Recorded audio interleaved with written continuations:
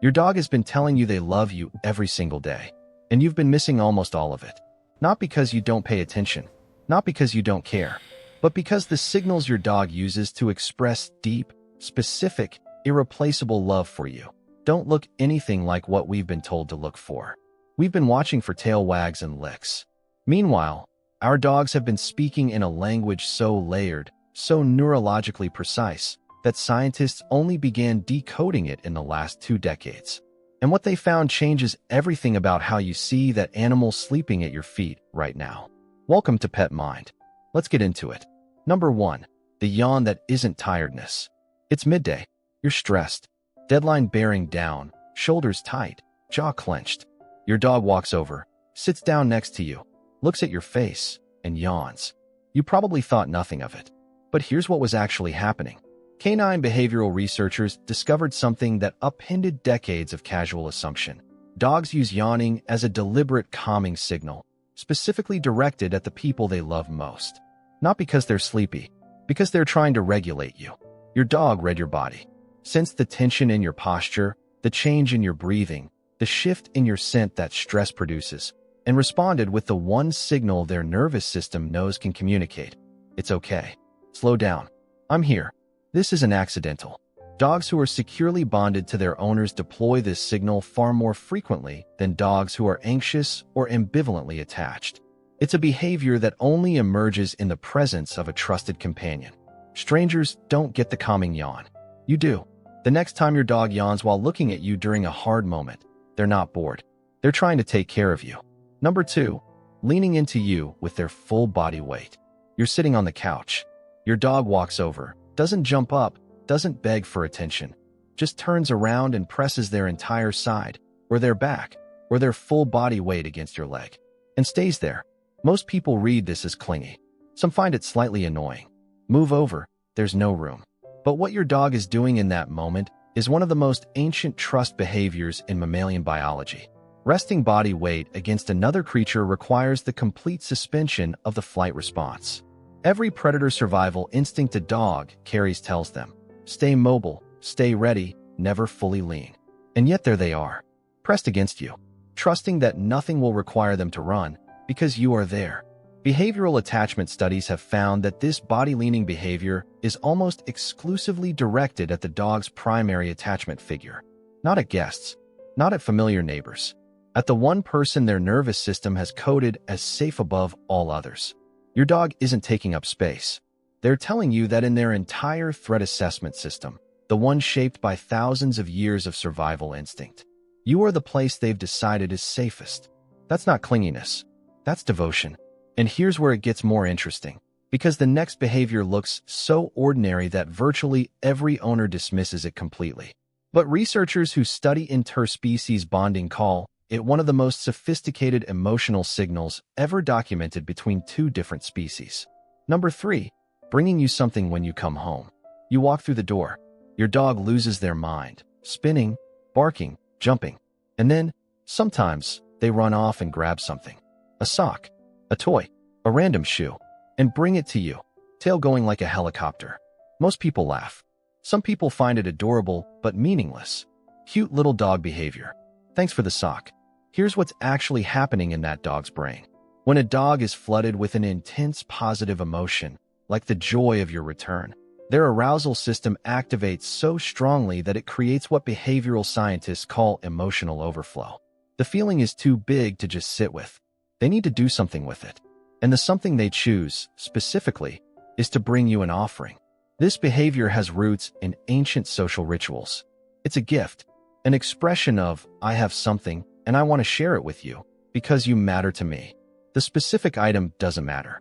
The act of transfer, of bringing something from their world into the shared space between you, is the entire point. Dogs who are ambivalently attached or who have weak bonds with their owners don't typically do this.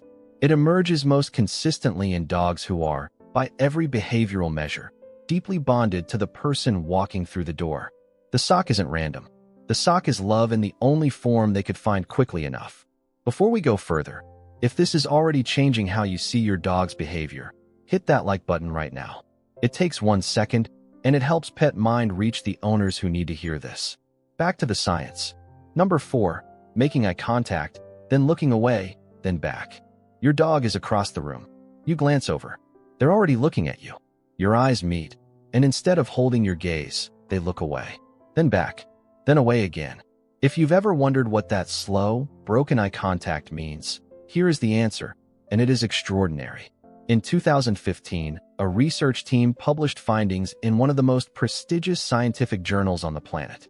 They measured the neurochemical changes in dog-owner pairs during interaction. What they found was this. When a dog makes eye contact with their bonded owner, both the dog and the owner experience a simultaneous surge in the same bonding neurochemical, the one your brain releases when you hold a newborn baby for the first time. The dog's levels rise. The owner's levels rise, which makes the dog look again, which causes another release, which deepens the bond further. A self-reinforcing loop between two different species that took thousands of years of coevolution to build. They ran the same test with wolves raised alongside humans. The loop didn't activate, not even slightly. This is not a general mammal behavior. It is specific to dogs and humans. It co-evolved because for 15,000 years, looking at each other was how we communicated trust across the species boundary. And the looking away part? That's not disinterest. In dog communication, holding a direct stare is a dominance or threat signal. Breaking gaze is what you do with someone you trust completely. It's the body language equivalent of exhaling. That soft, slow look your dog gives you from across the room, that's the same chemistry as a mother and her newborn, directed at you, every single time. Number 5. Sleeping with some part of their body touching you. There is a moment that happens every night in millions of homes. A dog, with access to their own bed, an entire couch, a warm patch of floor, chooses to press one paw against your leg, or rest their head on your foot, or wedge themselves against your side before finally going still. Most people think, warmth, habit, they're just a bit clingy. But sleep is the most vulnerable state any animal can occupy. Every instinct in a dog's brain, instincts built by predator-prey dynamics over thousands of years, screams at them to find somewhere hidden and defensible when they're unconscious. And instead, they press one paw against you and close their eyes. Here's what research on bonded dog-owner pairs found that almost nobody talks about. During sleep, the nervous systems of a bonded dog and owner show correlated patterns. When the owner's system is calm, the dog's system is calm. When the owner shifts towards stress, even in sleep, the dog's readings shift with it. Two nervous systems from two different species, co-regulating each other across the night. This synchronization is absent between dogs and strangers. It only activates between bonded pairs. That small patch of contact your dog insists on maintaining, one paw on your ankle, their spine against your leg, isn't about warmth. It's your dog's nervous system staying connected to yours, monitoring you, making sure you're okay, even while they sleep.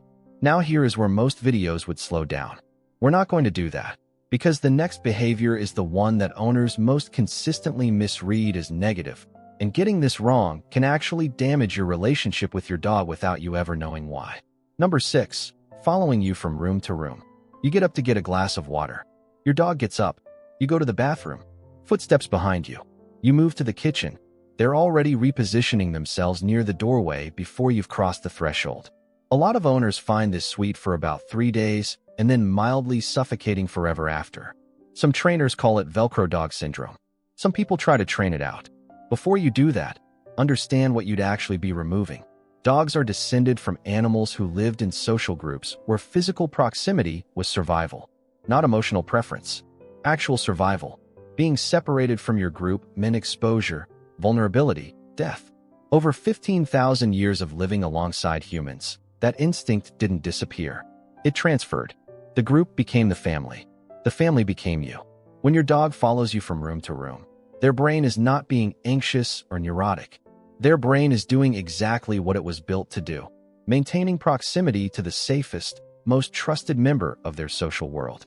Studies on dog attachment have found that following behavior is one of the 3 core indicators of a secure bond, alongside using the owner as a safe base when frightened and showing specific joy at reunion.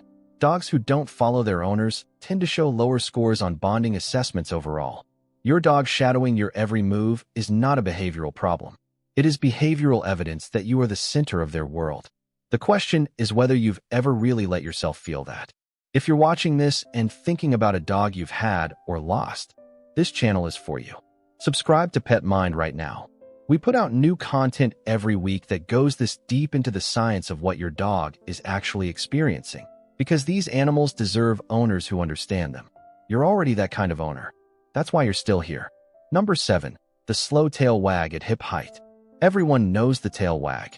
Fast wag, happy dog. That's the entire lesson most people learn and carry forever. But there is a specific tail wag that researchers have studied extensively, and that says something completely different from excitement, and most owners miss it entirely. It's slow. It's low, at hip level or below. It's often accompanied by a slightly relaxed, almost fluid body posture. The dog's eyes are soft. Sometimes their mouth is slightly open. This is not the frantic full-body helicopter wag of greeting. This is something quieter, something deeper. Ethologists, scientists who study animal behavior in natural settings, describe this slow, low wag as a contentment signal. It's what a dog does when they are simply happy to be near you, not excited that you arrived, not responding to a treat or a toy, just at peace, in your presence, expressing it with the only visible instrument they have. There's another dimension to this that the research makes even more fascinating. A dog's tail wag is not symmetrical. Studies using precise motion analysis found that dogs wag more to the right side when they see someone they love, and more to the left when they encounter something threatening. The rightward bias reflects activity in the left hemisphere of the brain, the side associated with positive approach emotions. Watch your dog's tail next time they're resting near you and glance in your direction. If it moves, slowly, loosely, drifting slightly right, your dog just told you something. Not with excitement. With pure, quiet contentment in your existence. Number 8. Resting their head in your lap without asking for anything. This is the one most people feel but don't fully understand, and once you understand it, you will never experience it the same way again. Your dog walks over, doesn't whine, doesn't paw at you, doesn't bark or perform any of the usual pay attention to me behaviors. They simply place their head in your lap and stay there, looking up at you or closing their eyes or just resting their weight against you in complete stillness. No ask, no agenda, just presence. In the entire vocabulary of dog behavior, this is the rarest form of communication. Because dogs communicate once constantly: food, play, walks, attention. This behavior contains no want. It is the behavioral equivalent of sitting in silence with someone you love because the silence is enough.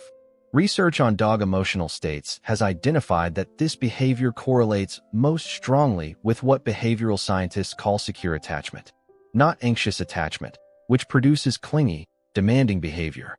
Secure attachment, the kind that only develops between an animal and a person who has made them feel consistently safe, consistently loved, and consistently present.